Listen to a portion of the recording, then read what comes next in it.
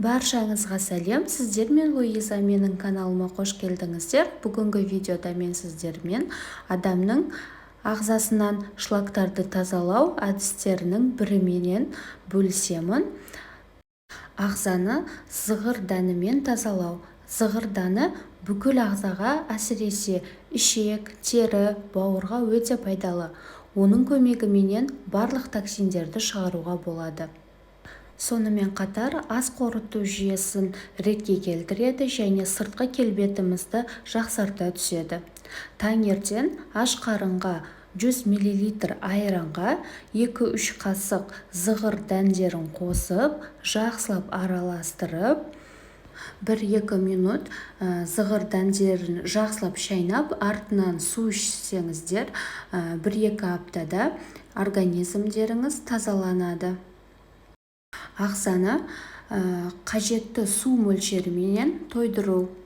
Әр күніңізді 1-2 стакан жылы су ішуден бастаңыз.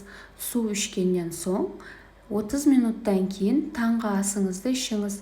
Таңғы асқа суға пісірілген сулы ботқасын жеңіз. Көбірек көкөністер, жеміс-жидектерді жеңіз.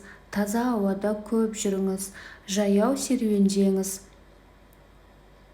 Рационыңызға құрамында қанты жоқ айран немесе йогуртты қосыңыз.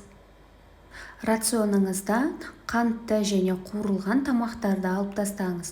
Ағзаңызды көктемге тазалаймын десеңіз, фастфуд, жартылай дайын өнімдер, түшпәрә, манты және құрамында қанты бар сусындардан толықтай бас тартыңыз.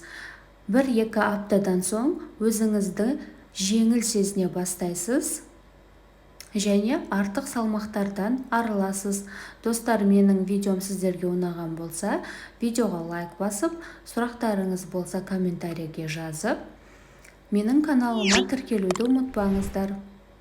Видеоның соңына дейін көргендеріңізге рахмет. Сіздермен болған Луиза. Сау болыңыздар.